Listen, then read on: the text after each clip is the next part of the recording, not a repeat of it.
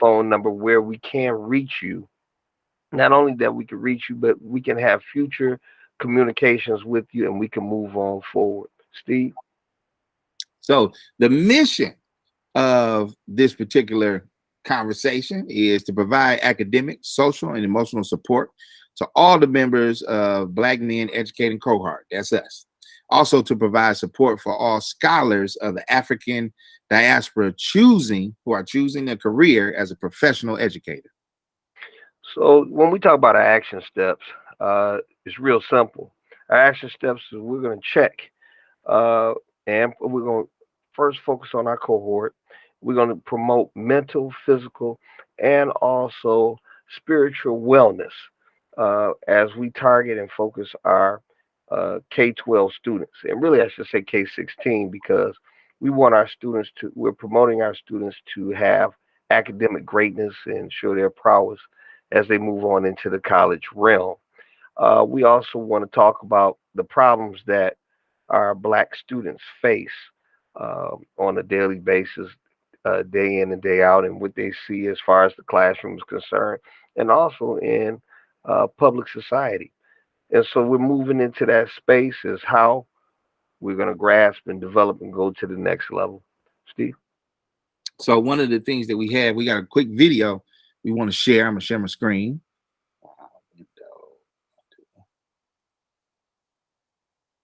Let me go back. So let's do a tab. There we go. So we got a quick video. It's about 3 minutes. And I know it's gonna be powerful if you haven't seen this before. Just enjoy it. So we're gonna hit share. And before we move on, Steve, Yeah. just want to before we go into our video, just want to give you a couple housekeeping notes. This session is being recorded. It's being recorded so we can, at a later time, show to other Black organizations that it may be supported, that we can bring awareness to our community as a whole. We also want to let you know that we have a note catcher. As this communication goes on, if you would like to take notes, and those of you that are in the virtual space, you can go to where it is the comments, and matter of fact, it's coming up on your screen now. There is Yeah. a note catcher. Thank you, Steve. Yeah. Thanks, Sean, and thanks, Horace. So here we go. And I'm gonna mute my mic because I gotta show the video. Don't know a thing about me. Don't know a thing about me. Don't know a thing about me. And you still don't know a thing about me. I sit in your class, and I play by the rules. I'm young, I'm fly, I'm black, so of course I think I'm cool. Geometry is my thing, and physics is just a breeze. So it bothered me last week when you said I should be happy with that C. So I just been wondering lately, trying to figure out just how it could be that you around me so often and still don't know a thing about me. You see me on TV, marching in the band. Then you flick the channel, and there I am again. Cuffs on my hand, a coat over my head. The news anchor's warning that I'm someone you should dread. The police say I'm a menace, that you should be on the alert. The nightly news recounts all the people that they say I've hurt. The mayor says I'm a threat. Psychologists call me depressed. Bloggers don't know what's up with me, so they make up all the rest. You know, I've been wondering lately, trying to figure out just how it could be that you could see me so often and you still don't know a thing about me. I live next door to you. You see me on the bus. Sometimes you even tell me, child, just be quiet, just hush. Then I'm out with my boys, 2, 5, or even 10. It's funny when that happens. You don't seem to know me then. I'm just another black boy, a threatening, scary sight, a tall, dark, eerie shadow moving towards you late at night. You know, I've been wondering lately just how it could be that you talk to me so often and still don't know a thing about me. We hang out on the corner together, holding up the wall. I tell you about my dream, you just want to talk basketball. I pull out my plans, detailing the cities I'll rebuild one day, swearing that the people will know my name across the USA. You tell me to quit fronting. You ask who I think I am, pretending that I'm better than you. You know I really am. You talk about my house, the clothes I wear sometimes. Then you really hit me with what's been on your mind. I've been wondering lately, trying to figure out just how we can be. Though we call each other brother, and you still don't know a thing about me. Last night I had a dream. I flew right past the stars. Nobody was holding their pocketbooks or double locking the cars. I chatted with the moon, calculated the circumference of the sun. But before I woke up, I decided to take a run. I ran across the Milky Way, stole a peek at Saturn's rings, hip-hopped across the universe. I was me. I can do anything. But then I dived into a million black holes, rested my feet in the North and South Pole. Slipped into my mother's dreams, my daddy's nightmares too. We talked about my future and the great things I will do. But dreams don't last forever, and night turns into day. Where people who don't know you try to block tomorrow's way. But nothing can ever stop me or keep me from what's mine. Stars on fire. Inside me, shining, refining. Reminding me that I define me in the brightness of my destiny. Brightness of my destiny. My destiny. The brightness of my destiny. The brightness of my destiny. The brightness Of our destiny.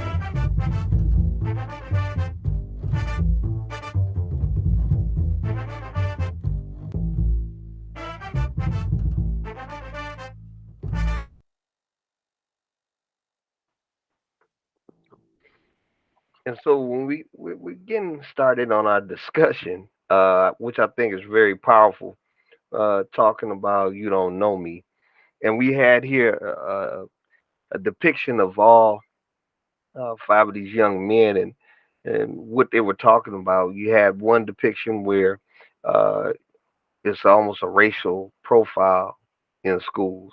You have one where it's a negative depiction of young black men on TV, given the negative aspects. One dealing with the negative neighbor view, how we see others dealing with interactions between our own people, because of using proper communication and dialect. And the last one is being able to dream and aspire. And so we come to this discussion, and I'm getting ready to turn it over to all the dignitaries here. What are your thoughts as far as, how, as African males, how we are depicted in education or in the neighborhood, how are we depicted in all aspects of life? I turn it over to you. I'd like to hear from you, Mr. Pickett.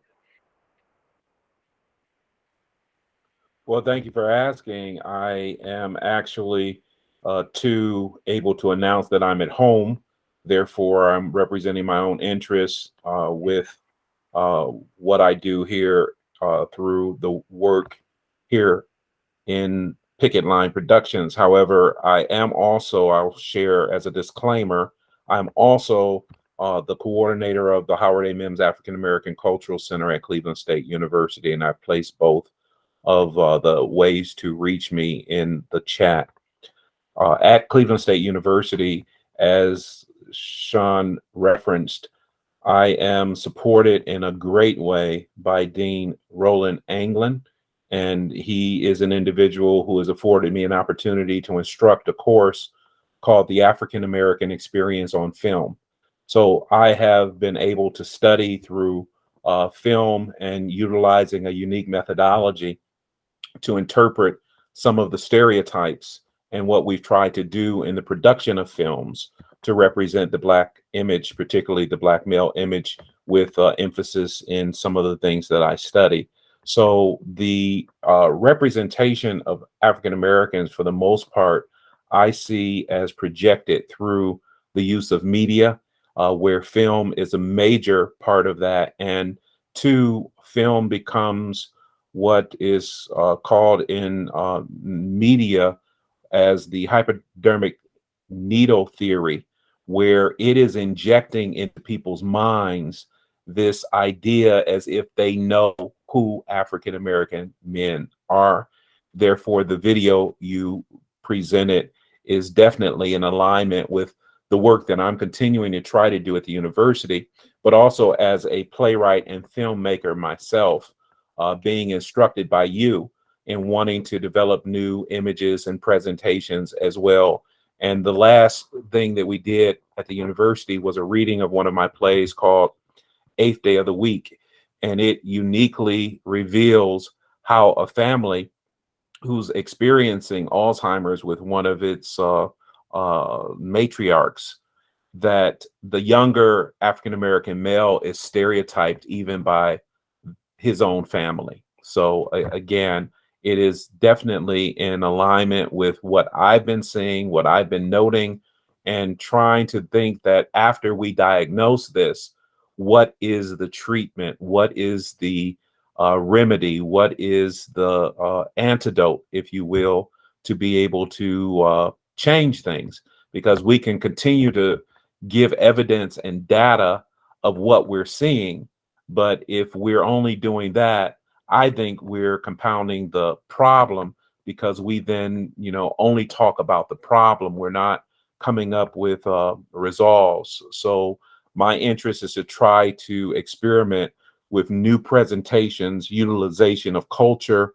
utilization of plays, utilization of films that can then impact and change minds, change our minds, as well as change those who are perceiving us, and then developing their attitude with greater resources to be able to direct our course without our impact, based on what they've seen of us, without, as the video pronounces, knowing us. Thank you.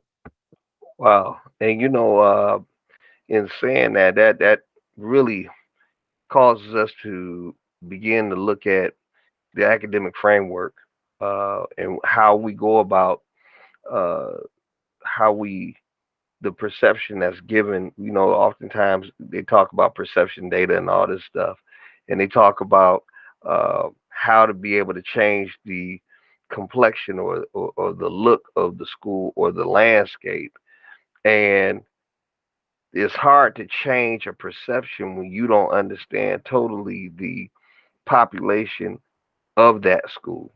And what you're talking about, uh, Mr. Pickett, maybe Dr. Pickett, uh, what just want to tell you, you're spot on with that. You're absolutely right, Mr. Weaver. Could you chime in? Could you give us a little input on this, especially on the poem that you just heard? You don't know me. Yeah, I mean, I think that I would say Dr.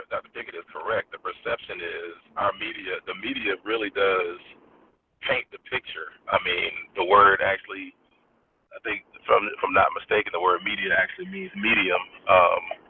And back in, I think, in ancient times, the medium was one who would, either they could, use sorcery or cast a spell. So in a sense, the media has they're infiltrating, people's minds with a perception that may not be totally true. Every black person is not represented in the way that they should be represented, the way the media looks at it. And as we know, the media in so many ways, especially some of the media outlets that we know about publicly, they skew a different way to get a certain I would say a certain type of sensibilization out of people, in order to make them see a certain people group in a certain way. And and we know for the most part, black people have been perceived in a certain way. So my take is that we are perceived differently, and that's we have to change the perception. Like Dr. Pickett said. I mean, we talk about the problems a lot, but we don't really offer a lot of solutions to the problem. And that's where the focus needs to be more so, is how do we solve the issue that we have. Like just saying, I look at if we have access to more education, does that actually help? Is that really a viable solution for blacks in the community if they have access? And then also too, looking at ourselves, one of the things that I've read before is that sometimes we're holding back ourselves because, and to Dr. Pickett's point, I mean, if they're pretty much disenfranchised by your own family, then who do you have to go to? If you're not even received by your own family, then who do you have to go to rely on? So yeah, I think it's definitely something we definitely need to look at. And I will clarify, it can be Professor Pickett. The doctor was yielded to me going into an MFA program because I wanted to produce the art versus just study the history of the production of plays and film. So I actually produced the work with a terminal degree of the MFA. So I'm professor. I am doctor through designation through a fraternal interest and announcement of my status. But again, respecting the academy, I yield to acknowledging as a disclaimer, people call me doctor, but I can be called professor legally within the institution and not offend anyone who did write that dissertation. I wrote and produced the plays, and I respect anyone who did the dissertation. Thank you. Professor Pickett, you all right with me? You are all right with me? But so, we and everybody needs to chime in on this. Um, we just like I'm alluding to Mr. Professor Weaver, and in his communication, we talk a lot about the problem, but we don't talk about the solution, right? And we're all here are growth minded and solution based. So I got to ask this question: what is hindering the black population right now? What's hindering us from getting to the solution? We've identified the problem. Everybody knows about SMART goals. What's hindering us, Steve? Well, I definitely want to jump in here with this one. So one of the things, as I looked at this particular poem, and I'm glad that Professor Pickett explained it, it is that hypodermic needle that has been so entrenched in us. I remember taking a class, social problems class, at a community college level. For me to graduate from high school, I was taking a community college. It was social problems. And the one thing this professor talked about was either you are part of the problem or you are part of the solution. He explained, you say, you can't be gray.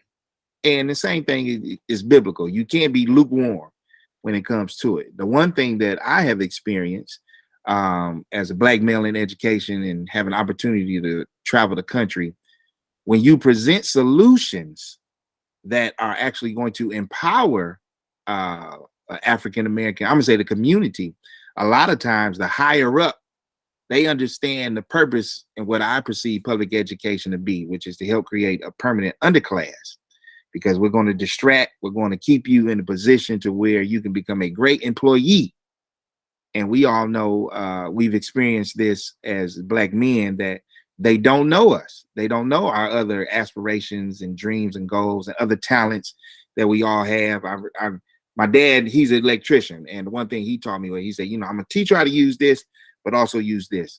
And a lot of times what happens, like with even Brother Weaver talked about, the solution, and Sean knows it, and we all, is right there in front of us. But we choose to still, as a collective, I think, choose to still believe in what the hypodermic needle is telling us that we can't do.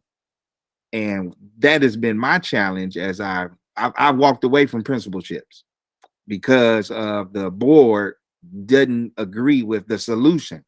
They wanted the solution just to be collect the data and then tell us a story about the data. I said, okay, we got the data. Let's go ahead and implement these programs that we know work. And they're like, no, we're not interested in doing that. I was at Southeastern High School. This is when the Educational Achievement Authority had taken over Detroit public schools and literally put in, I thought it was propaganda when they had 12, they deemed there were underperforming schools, that these kids can't learn, the community isn't learning. And they specifically targeted 12 schools in the city of Detroit. So they separated them. But the commercials that they ran, these were radio commercials, these were TV commercials saying that the students at these schools cannot learn. And they are the bottom 5% of the state of Michigan. And that was the whole propaganda. So as I took that job, I said, one, at the board meeting, we got to stop playing that commercial. That needs to be totally wiped out, because as the masses hear that, then they begin to think that they are the bottom 5%, that they can't learn. And that was at the board meeting, I could see, now there were quite a few Europeans on the board, but the majority of the board was African American. And they did not like the way I said, well, no, we're just stating facts. I said, well, you stating the fact, but have you been over there to talk to those communities? Have you been to talk to the parents who send their best? The parents don't pick and choose who they send. They send in their best. And those kids have other talents, similar to what the young boy said in the poem about, geometry is an ease and physics is a breeze. And the fact that the teacher told him you should be satisfied with a C instead of striving for excellence. And a lot of times what I felt on my journey is that as we get together in this kind of group, we know what to do, and then it becomes somebody ahead of us that blocks it because we're interrupting. We're being a disruption to stopping the whole process. And I love what Brother Pickett said, that he's producing while other people are writing about it. He's producing the actual artifact to let us know that it is capable to be done. And I'm gonna come check out Cleveland State University. And Sean had plugged us in a few times these last couple of months. Hey, I would come check it out down there, man. I'm totally interested. I was a communication major when I first started off, and then I learned I do video production. I do those things on the side, but I do understand it is a hypodermic needle that is stuck. We just believe as a group that we can't get together when I know we can. Mr. Fisher, would you have a communication pertaining to this issue? No, I'm just soaking it in, man. This rich knowledge, man. I'm soaking it in. Every once in a while, I'm turning my camera off so you all don't see the look of amazement in my face. Like, man, they're dropping jewels and I'm writing down notes. But no, you all doing a phenomenal job. I'm just soaking it up, learning. Yeah. And I'm just, I'm about to go back and do some research to see what I've missed in the last 30 years. I didn't think Brother Pickett could be even sharper than when I knew him as a child, but so I had to go back and, do my own 30-year study, man, and see what I'd have missed. Yeah. But yeah, definitely. I don't have anything to add at this point. I'm just taking it all in. And so, go ahead, Mr. Weaver. Go ahead. I was gonna say, I was just piggyback off Steve and just talk about. I mean, I would say that was one of the things is what was being perpetuated with the words that are saying. I'm reading a book called "One Word Can Change Your Brain," and the truth of the matter is, when you speak a certain thing, you're going to bless somebody, you're going to curse them, and so speaking well over somebody is key to what their in destiny or what they're going to be. So if you're speaking the same thing over and over and over again, if I continue to curse or if I continue to perpetuate what is bad, then I'm going to continue that cycle. And so just to add to that, that's something that I think is one of the solutions is we have to speak well of the Black community. We have to speak over them, the blessing that is needed for them to move forward. We can't continue to perpetuate the curse or tell them, hey, well, 50% of Black people, blacks don't make it out of it. This is not a real fact, but just hypothetically saying 50% of Black people are not going to make it out of your community. Keep telling them that, keep telling them that. Then, like you said, they continue to believe that. So if I keep saying it, they believe it. So we have to get to the place where we're speaking the right thing and speaking the blessing over them and not speaking the curse over them. So I just wanted to add that to what point Steve was saying. Huge point. Huge, very huge. And you're absolutely right. I wanted to know, I'm just throwing this out here, and maybe somebody can answer this. How do we go about, and I see your hand, Mr. Fisher, how do we go about amassing resources? A lot of times we know what probably the greatest obstacle for our cause and what we're trying to do as far as develop our Black males is trying to pull together and get resources. Probably what is our greatest stumbling block as far as getting resources and amassing the finances needed for us to be able to move or have a greater movement to get our students to where they need to be. Mr. Fisher, I see your hand. Go. Yeah, thank you, Mr. Stone. So I think I would start with, first I'm going to piggyback off of what Brother Christopher Weaver said. I think it starts here. So we can speak wealth and success into existence, but first we have to have a coordinated message. And I think that starts here with, for lack of a better term, this is a think tank. And I use that word purposefully. part of the reason that I'm doing this work is because I was influenced, as I referenced earlier to Professor Pickett. Also, I think about in my formative years, right, in high school, annually we went down to the University of Cincinnati, as a teenager, and we attended something called the Black Man Think Tank, right, and that was very influential to me, right. It helped me examine my surroundings and the condition I found myself in, which we all do as Black folk, right. People of color generally in America, we look at our surroundings and wonder how it happened. But then there's that choice to either accept victimization, which is a dead end road, or say, how can we change it? And so I think that's the difference for us, right? Like, so these organizations here serve as think tanks. And while I was down there at the Black Man Think Tank, I can't think of the gentleman's name. And it's funny, maybe my age started to show now. I can't think of the brother who started, Dr. Kalenga, Dr. Kalenga. Yeah. So Dr. Kalenga, I didn't understand it then, but he spoke about accountability and collectivism, and that's going to be the way to change this. He said, the condition that we find ourselves in is a product of collective actions of one group to benefit off of another group. So the way that we're going to undo that is not by individualism, but collectivity. And so that's why I started these conversations, because I saw a study, and I just can't think of, Mr. Stone, I'm going to lean on you for a moment. The gentleman that we regularly, and this is sad because we do regularly refer to him and watch his videos, and I can't think of his name. He started the Black Empowerment Movement, and I just can't think of his name. Gentleman from Georgia. He's an older gentleman now. I just can't think of his name. Not Dr. Mays, but I know exactly you talk. I'll give it to you in just a few minutes. Okay, perfect. Yep. So he spoke to us about there only being 2 Black think tanks in America, and one is actually part-time.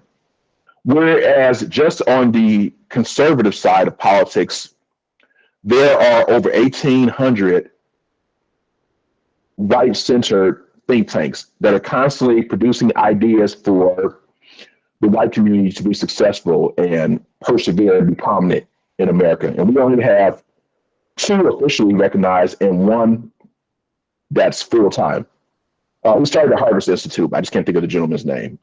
If you start there and look at the Harvest Institute, his name will come up. He actually served on President Carter's cabinet. I just can't think of the gentleman's name. But phenomenal. So it starts here. So that's what I wanted to just kind of lean into and say that the work we're doing here, generating these ideas, is where it's going to start at. We have to be the solution for this problem that we find ourselves in. And we have to look at what's best for us when we think of these ideas. James Baldwin often references that Black people are the only people that are forced to look at themselves through the lens of someone else's views. And that's never going to be a win for us. So what I want to encourage you all by joining these organizations and coming to these meetings is we need to continue generating ideas and share those, and then go back and implement those, and then come back and share what we find out so that we can make adjustments. That's the only way that we're going to be able to make the necessary leaps and jumps to Claude Anderson. Thank you. Dr. Anderson, thank you. Dr. Claude Anderson, thank you so much. Yeah, definitely. And I was slightly worried because he's getting older, and I'm like, who's going to carry on this work? We are, but we don't have a platform that he does. But I'm starting to see more prominent young brothers coming up behind him, so I think we're going to be okay. But definitely, Claude Anderson talks about Black empowerment, and not even from a perspective of we're better than, but he's speaking into we are equal to, and we have a right to enjoy the American pie as well. So I want to say that so that no one leaves here misunderstood. We just want equality. And that's all we want. And we haven't experienced that yet. Average Black family right now, we just saw this right on Wall Street Journal. The average Black family is economically 228 years behind the average white family. And we are 84 years behind the average Latinx family. So those are, in a capitalist society, which America is, we prominently tout our connection to capitalism. So in capitalism, economics is everything, specifically money. So if we're over 2 centuries behind the prominent group, and then even the groups that we're lumped with, Black and Latino, if they're almost a century ahead of us, that speaks volumes in a country that prides itself on economics being its primary driver. So again, I just say all those things to bring us back to why these collective meetings are important, because we're going to create solutions here. No one else is going to come to our rescue. There's no Superman coming, because we've been here 500 years, right? So if someone was coming to save us, you think after I always tell people, right, we are the second oldest group of immigrants in America, right? Like, there were indigenous people here, but then white people showed up and they looked around and said, wow, it's going to take a lot of effort to subdue this land and these people. We're not doing this work. Where can we get people from? And then various religions and leaders said, hey, there's a group of people here that we can use to help move us along. And since they're not quite human, they're not they're not civilized, we can use them as free labor and we can build this great country.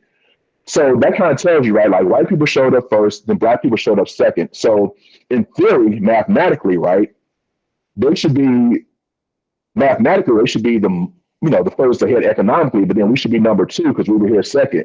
But we find ourselves 228 years behind, even behind people who came after us. So that speaks to a system that's in place that has decided that we should be dead last. So we can't count on, I say all that to just say we cannot count on others to come and rescue us, because they would have done it by now, right? They have 500 years to do it.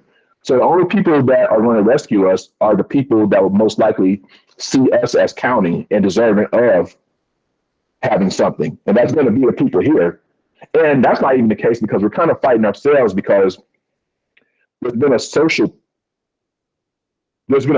piece as well, right? That's indoctrinated, and I don't want to use the word brainwash, but we've been socialized and indoctrinated to see ourselves as finishing dead last. So we are not even all on the same page. And I see Professor Pickett. Let me correct myself. There we go. I see your hand up, and I'm definitely I'm winding down and conclude. We don't have the collectivism that the white majority, and I'm going to use them because they're a dominant group in America. They had a certain collectivism that allowed them to subdue, even though they were a minority when they first came here, to subdue this country and grow to a majority and have power. So they all, even if they differed on certain things, they had a certain collectivism. They didn't really break apart and differ until they achieved total dominance. Then they were like, okay, we're Italian, we're Irish, but before that, they were just white and they were moving ahead. So we have to have a certain collectivism if we're going to get our piece of the economic pie. That's all I want to say. Thank you all. Mr. Pickett, Professor Pickett. I prefer Brother Pickett. I heard that once, and I prefer that better Brother than Pickett. Professor. When we're presenting ourselves to others, I'll take that call. But the title with y'all right now, clearly, in just the minutes I've been with you, is Brother. Brother Pickett. I just wanted to go back into the history of the Black Man Think Tank in Cincinnati as well, where Dr. Maulana Karinga was a regular guest there, a regular speaker there. I joined some of those sessions from the College of Worcester when I was in my undergraduate studies. However, Dr. Eric Abercrombie is to be credited for establishing that Black Man Think Tank. And he did so through an African-American Cultural Center, which inspired me to graduate, acquire a terminal degree, and then complete a PhD studies curriculum to advance to where I am now. So I just wanted to give you that history, and so glad that our did you all see the process? Brother Fisher knew something about someone and he put it out there. He did not remember, but he put it out into our collective space. And then we were able to utilize the expertise of Mr. Stone or Mr. Elam to go out and find the name Claude Anderson, because I too said, I know who you're talking about, but what is the brother's name? So putting our quest in our collective allows us not to put the pressure on one person to remember everything, or on one person to think that they are going to resolve it by themselves. But your conversation captured me in regard to the challenge, and I think this came from Brother Weaver, the challenge of coming from things from a deficit model, that the presentation in our mind is that we are deficient. And when we go at it in that way, we're looking at how we can correct ourselves when we don't necessarily think about what we came through and what were our strategies that made us strong. We are measured against other groups, and being measured against other groups, that then creates the deficit. When we measure ourselves with ourselves, there's not the deficit. There's a chance for us to pull up the brilliance and the things that we did in strategies to deal with what Dr. Joy DeGruy Leary calls the post-traumatic slave syndrome, that we're still recovering from slavery. We're still, and then if people want to say, well, slavery was so long ago, well, Jim Crow wasn't. And if Jim Crow is too far away in our history to say it's time for us to address it, we can go back to the projects in the inner city and what was done in the projects. I was just looking at a documentary about what happened in Chicago and the devastation of how we were excluded from resources. So it's not any challenge for me to look at the alternative value systems that we developed. And yes, some of them are skewed now and some of them are challenging for us as a people. But again, it's an opportunity for us to think, why did we end up this way? And what good came out of us surviving? Do you all know what we survived, y'all?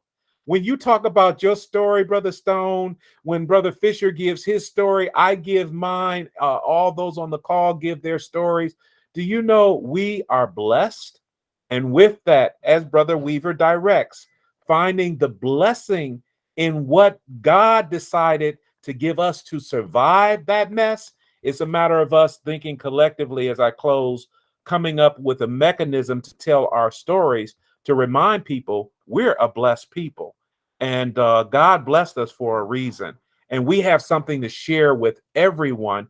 And hopefully others will see it. And if not, we have to focus on the time to save ourselves right now in a crisis. Then we can come back and contribute to multiculturalism, diversity. All of these other discussions are very relevant. But where we are right now is in a crisis. Thank you for your time. Mr. Fisher, I see your hand. Absolutely. And before you get started, Mr. Fisher, Mr. Weaver, I'm gonna give you a question because I want you to wrap it up for us in communication.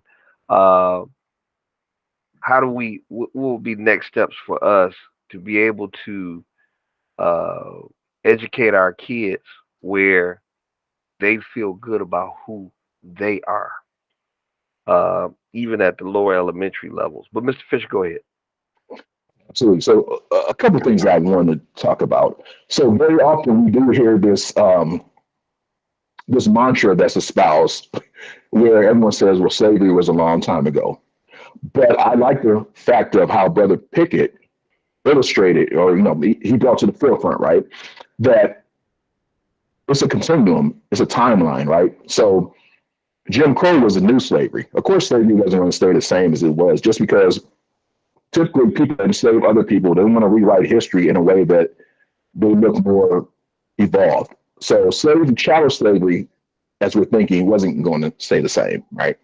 So that was the first thing. But if we truly want to look at technically the end of slavery, it would have been with the Civil Rights Acts of 1964. That's where it legally ended, where all forms of discrimination associated with slavery were legally ended. Raise your hand if you have a parent that was born before 1964.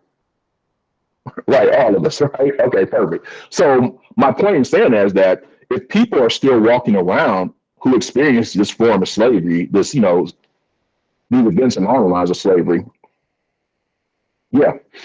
And I can remember we just lost my great mother-in-law 2 years ago, but she died at the age of 101. And her mother was actually, she came in to tell into slavery, but she was born into slavery. So I tell people all the time, myself and my children actually had conversations with someone who was a child of a former enslaved African. So that's how allegedly far away it is that there are actually people that walk around that have talked to the children of slaves, right? So just want to put that out there. So that's the first thing I would say. The second thing that I wanted to add was just that. And actually, I'm going to pause on that because I actually lost my train of thought. So I don't want to take up. We have crucial time, so I'll let other people join in. But definitely, I'll come back and I'll add just a little bit more of my thoughts around that particular topic. But for now, I'll defer. Thank you, Mr. Fisher. And I just wanted to acknowledge Brother Williams that just came on the line. Is good to see you, brother. We're happy to see you, and we don't take it lightly you being here. We'll pose a question to you, Mr. Weaver. Oh, actually, yeah, I'm sorry, Mr. Stone. I remembered it. Can I please just say this really quickly? Absolutely, absolutely. Yeah, absolutely. So I want to speak into. So when we were talking offline, Brother Pickett made a reference to my family.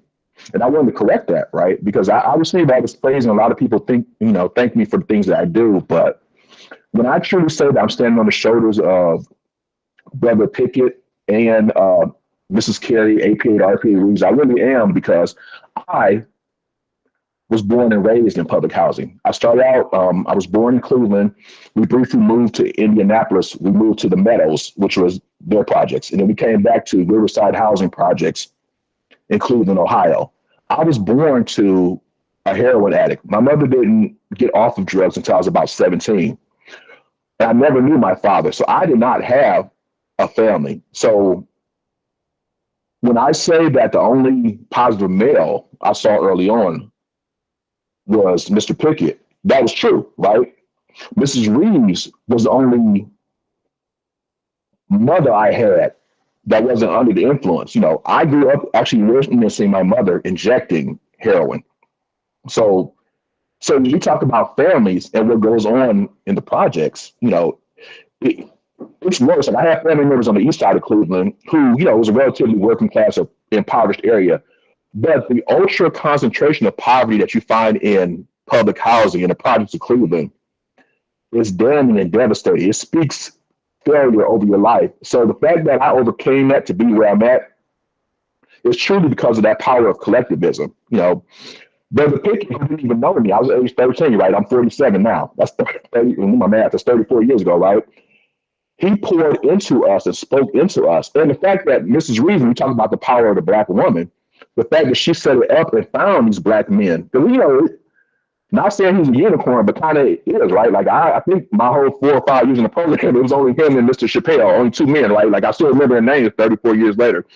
She scoured, Cleveland to find these great role models for us.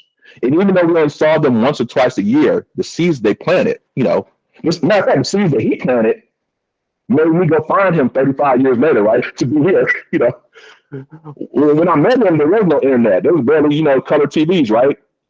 But it's coming full circle. And that's that collectivism, right?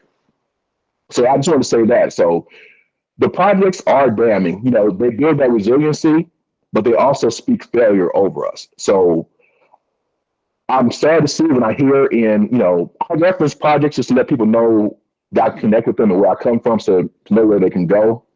But I don't speak it into a place like, I don't tell my kids, hey, you know what? I hope when y'all graduate from high school, you move into the projects. I say, go somewhere where there's clean air, there's no drugs, and, there are plenty of positive influences. But there is power there in the sense that it taught that resiliency. That's what I wanted to say, everyone. Thank you. I know right now we at 10:57. It's 3 minutes before the end of the hour. I know this was an hour-long program. I would ask if we are able to extend it another 10 minutes. I know that people have important things to do in their Saturdays. If you all are in favor, uh, we would like to do so. If I can see a thumbs up or something. And okay, all right, we'll extend it another 10 minutes. Uh, and thank you, Mr. Fisher. That just, here again, this is why our books are not finished. Mr. Weaver, I gave you a question. I know you're dealing with family studies. How will we address this issue? We saw in the video where the young man that was eloquent was frowned upon and was looked down upon. How do we make it so our youngsters are can love who they are and love who it being a cool thing to be intelligent? Yeah, I would say it really starts. It really starts in the home. Everything is going to start there. We have to exemplify, and I'm talking from the perspective of as a father, as a man, and as a father. You have to exemplify what you want your children to be. You have to be the example of that. So first and foremost, it's going to start with being an example first in the home, and then translating that out into the community. I'm thinking about the scripture that says, what father would, when his son asked for a loaf of bread, would give him a stone, or if he asked for a fish, he give him a serpent. Either I'm going to give my son my son or what is needed, or exemplify what he should be, or I'm going to be the opposite. So we have to be the example of what we want the next generation to be, in so many words. And then number two, I would say, and it's along the same lines of the fatherhood, is mentorship. I am a product of mentorship. The reason why, I mean, my father was in my life, but at the same time, I didn't stay with my father. And I tell my son every day, well, not every day, I tell him, when we have those long conversations, is that you're blessed to have me in the house, in the home. And and I'm trying to get him to understand that, my father wasn't in the home. When you have issues, and when you have to deal with things that are difficult, or when you come home from a challenging day at school, you can come to me and you can talk to me about it. I didn't have that. My mom was there, my grandmother was there, but you have me to talk about it. And so, and growing up, when I eventually met the mentors that I had, that's when I went to them, and I was able to have access to them, and talk to them about the issues of just growing up, and just coming from living in the hood and everything like that, and just having the opportunity to speak to them. So I think one of the key things that we need is we need more. If not, we have it so already. We have to have mentorship. And going back to what Mr. Fisher said, that has to be embodied also to in a collective message. I totally agree with that. We have to have a collective message. And we have to understand what the message is going to be in order for it to move forward. So I think that is one of the major solutions, that we have to exemplify the character that we want the next generation to be. And so that is what I believe is the key. Brother Williams, do you have a comment dealing with that matter? Hey, good morning, Good morning. to everyone. Sean, Brother Sean, I got your emails, but Saturday mornings are a busy time in our house. And let me say that I have a 4 and a 7-year-old, and we're not in that kind of ballet tap, play this instrument, blah blah blah blah blah kind of a season, but it's just a lot of ruckus in the house at during this time. But I thank you guys for the invite. My name is Desmond Williams. I am a career educator. I'm sorry, Desmond, before you go any further, can I just say something really quickly? Mhm. I like what he said, right? That shows his priorities in order. When you translate what the man said, my family comes first. We okay with that? That's how I just want to say that. We are okay with that, brother. Go ahead. I just want to say that. Thank you for that. But I was a teacher for a number of years. I was a principal and an assistant principal for 6 years. I run my own ed consulting company. I'm based in Washington, D.C., but I grew up in Detroit. I was born and raised off of Greenfield and Schoolcraft on the west side of the city. That's right. West side. But I must say, my entire family is off of Jefferson, and everybody went to South High School. They're all Jungleers. There you go. That was the principal right there, Steven Elam. With the exception of me.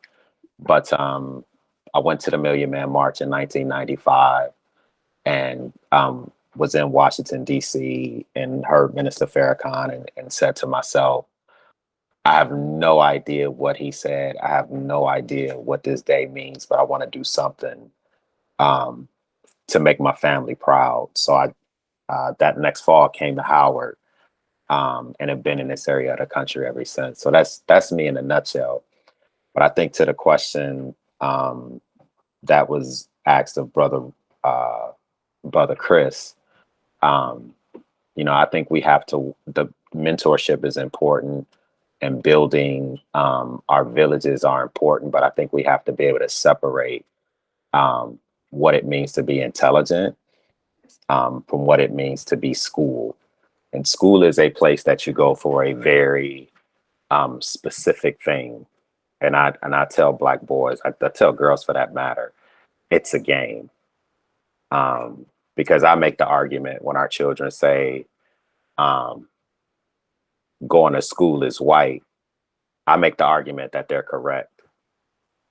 But that doesn't mean being successful and being intelligent is a white thing. So adding to and listening to what they're saying, it's like the teachers are white, the curriculum is white, the pedagogy is white, the means of assessment are white. 83% of teachers are white female. If you add in white males, 87% of teachers are white. So I don't know how they can't be correct, but that's not intelligence, right? Doing well in school is part of intelligence, but it's not the whole thing. So I think for our boys and our girls, though my specific focus is on Black males, we kind of have to reframe that conversation about what intelligence is. What does it mean to be a change agent? And what does it mean to get an education that's going to allow you to transform like where you live and transform how you think about who you are and how you fit into the world. And those are not things that school does. Like there's no identity building in school. So I think it's important, like Chris was talking about, mentorship, and that's where those conversations tend to happen. It's the fourth uncle, right?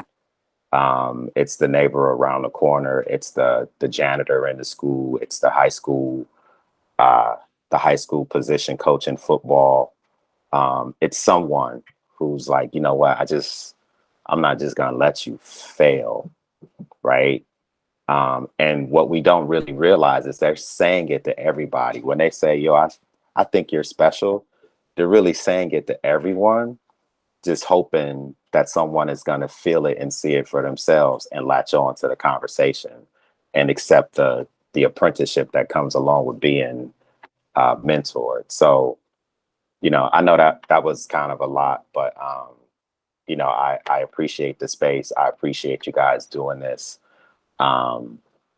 Because when we talk about quote unquote safe spaces, one of the things we have to articulate is like, what are the threats? Like what's threatening Black men and what's threatening Black boys in school to the degree that there is this intellectual and critical consciousness that come under attack. So again, I thank you all for the space and thank you all for having me. So at this time, I know it's 11:07. I know we negotiated time, but Steve, I need you to kind of close us out with some words. Can we get the group picture? Yeah. Yeah. Let's do the group picture first. Right. All right, let me go ahead and set the camera, everyone. So we got to take one, group picture. Just we do have a little blog that we go along with just to get more people to join. So if you all want to help me out with that, I'll count to 3 and we go ahead and get that picture going. I always had to smile in the pictures because we kind of counted that narrative that, as black males are always angry and a threat. We smile from time to time. We got a lot to be angry about sometimes, but Mr. Fisher, if you gonna tell me we'll take a picture, I would have made sure I got a haircut, man. That's all right, man. I edit it out later on. Don't worry. Just what haircut you want, I'll put it in there. I edit it. All right. You all ready? Let me go ahead and get the screen up here. 1, 2, 3. All right, let me get one more, gentlemen. 1, 2, 3. All right, we're good. I'll send a copy of this to everybody. Thank you. So one of the things that I wanted to lay into, I really appreciate the rich conversation. Brother Williams, I spent some time over in Southeast DC. I was the dean of students over at Kramer Middle School for 3 years. And it was a collective group that I was there. We did blended learning. So this is about 10 years ago, and we turned the school around. But it was through that initiative, just like we've all have said, that we were, one, open to solving the problems. As we look at this, the one thing I want to challenge us to do, Brother Horace talked about the resources. We are all a resource. And I love the way Professor Pickett pulled it all together. If we put it out there in the atmosphere, somebody on the screen went and found the answer. That's what, as I go to Hartford Memorial Baptist Church, and we're getting ready to, I'm a trustee there. And I've been challenging them for the last 5 years of, we need to do something more than just school. So I've took some great notes, and I want to use this as the process, as I had this conversation in August, to talk about collectively we can overcome exactly where we're at. And I really appreciate just getting this conversation and being a part of it, but learning so much from everyone. And I look forward to, I will make connections, especially with Professor Pickett. Just the simple fact of having this weekend, I paid attention, we're having the African World Festival in the city of Detroit.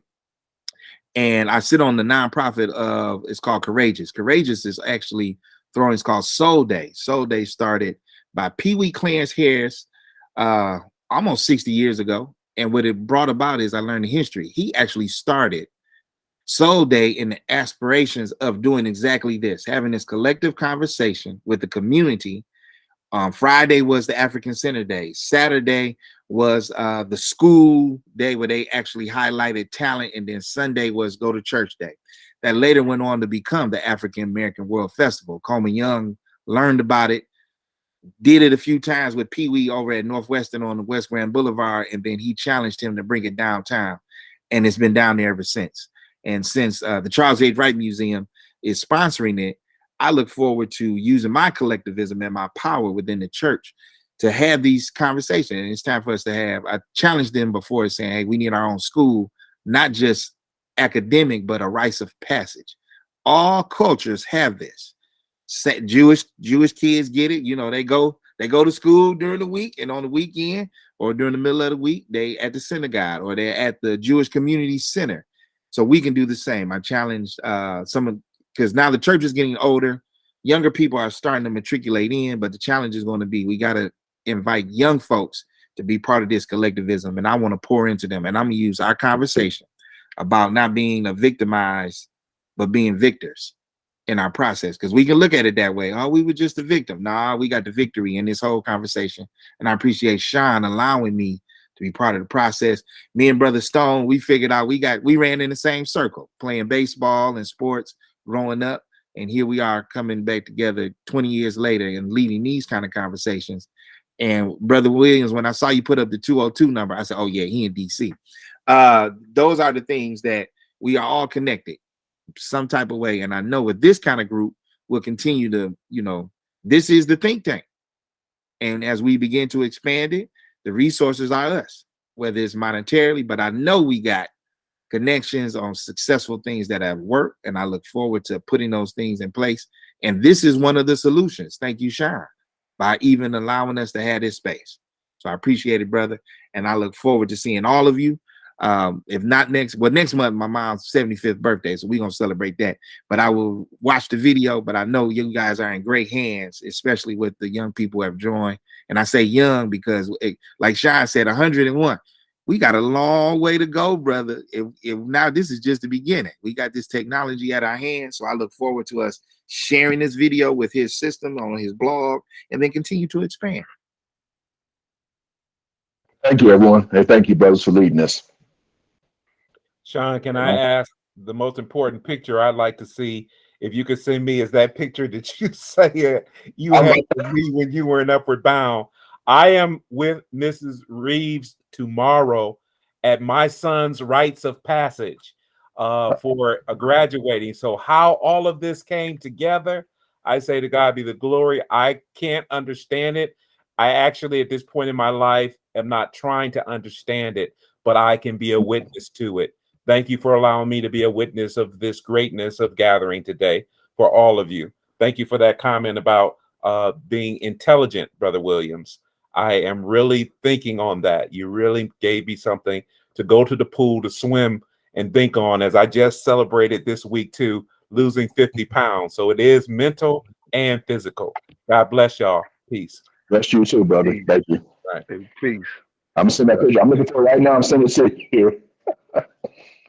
Yeah. Okay. Hey, thank you, everybody. Take care. Thank you, everybody. Take care, y'all. Bye-bye.